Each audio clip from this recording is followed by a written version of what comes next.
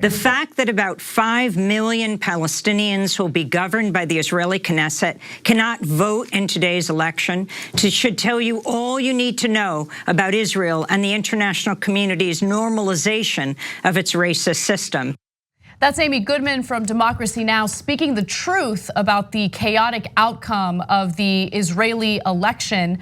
Now, the election has led to political turmoil because the results are too close to call. So let me give you the details on that. With over 90% of the vote now counted, Benny Gantz's blue and white party looks to have won the largest number of seats in Israel's parliament, called the Knesset, and 32 out of the total of 120. Netanyahu's right-wing Likud came in a close second with 31 seats.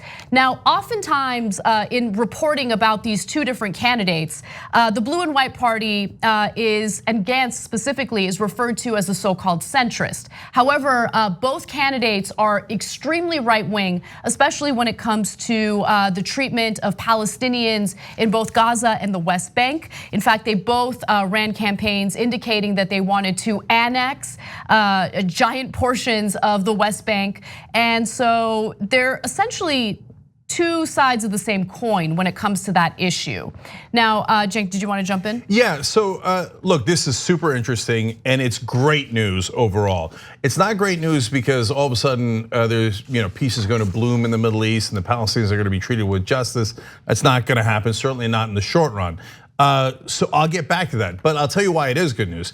Netanyahu is in a lot of trouble here. He can still pull out a victory here, but his chances are much, much smaller. He blew it.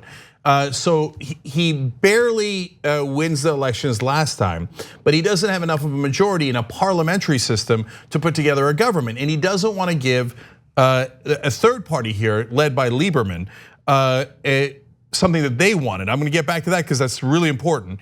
So he says in his arrogance, you know what? I'll have new elections. I'll demagogue even more.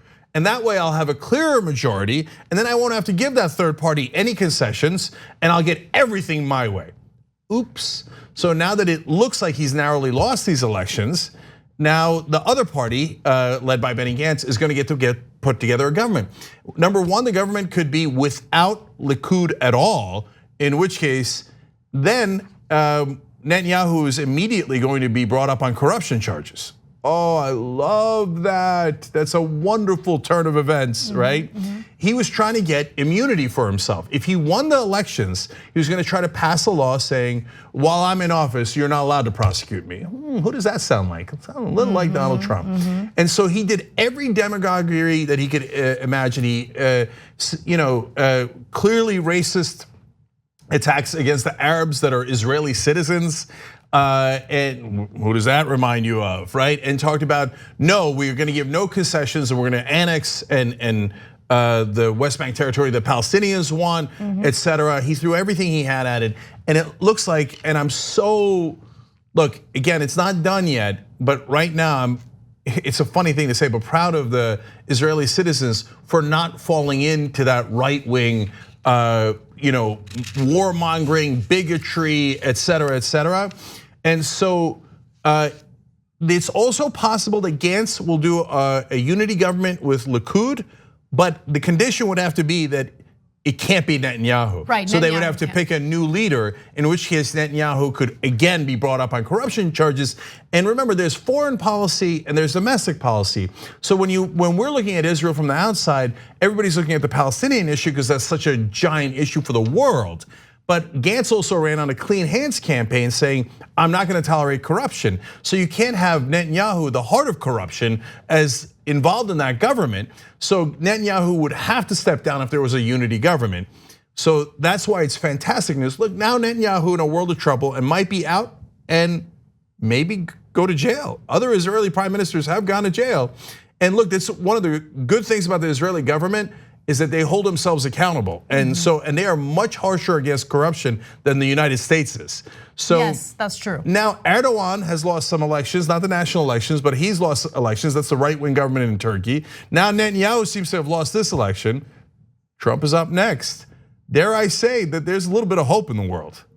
You're so optimistic. Look, and you're focusing on a positive part of this story, which is the possibility of Netanyahu finally facing the consequences for his corruption.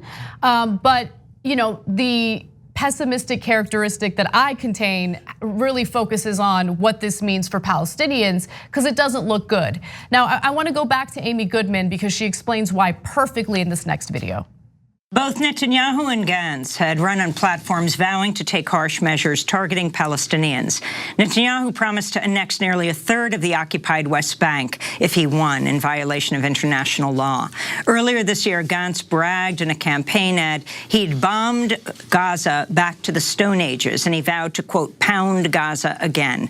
As chief of staff of the Israel Defense Forces, Gantz oversaw Israel's assaults on Gaza in 2012 and 2014. He's currently facing a war crimes lawsuit in a Dutch court filed by a Dutch Palestinian woman who lost 6 relatives in Israel's 2014 assault on Gaza.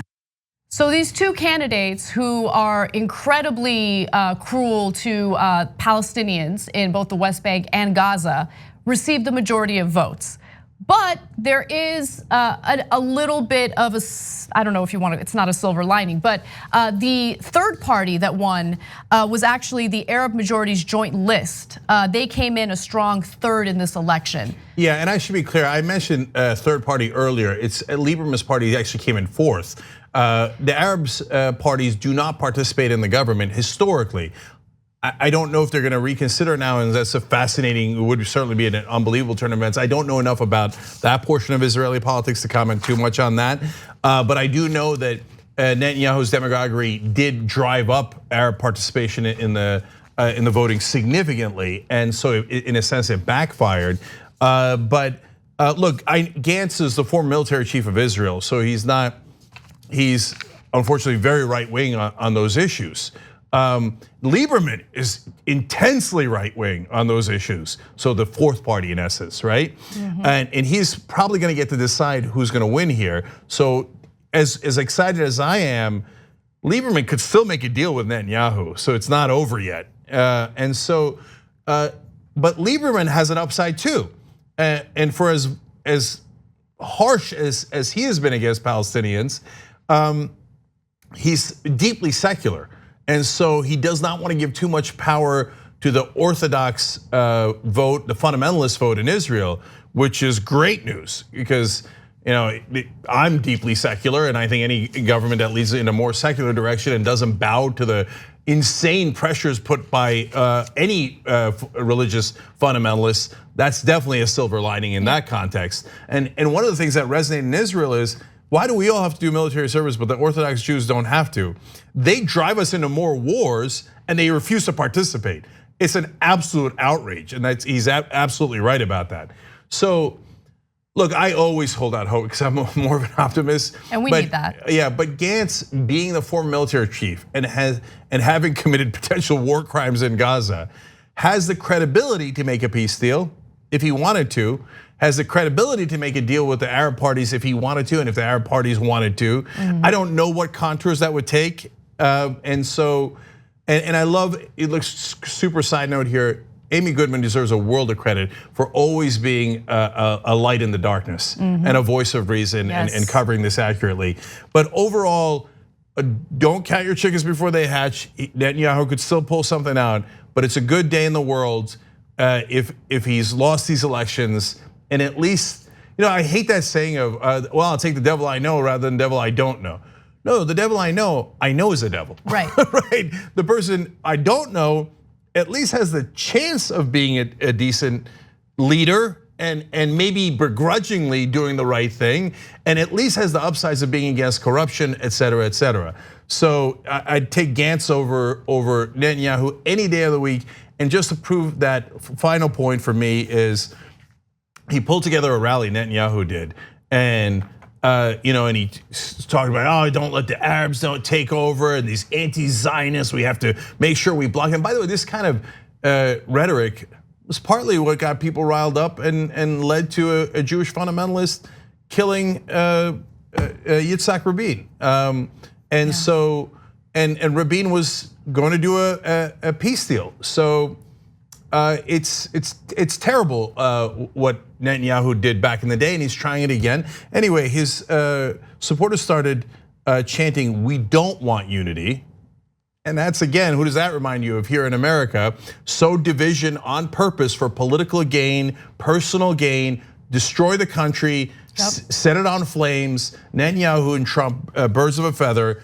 And finally, the last chant was Bibi, King of Israel. Jeez. How's that for sacrilege? And who's the other guy who was called King of Israel by his supporters? Donald Trump. So, but I would argue Netanyahu is Trump and Cheney combined.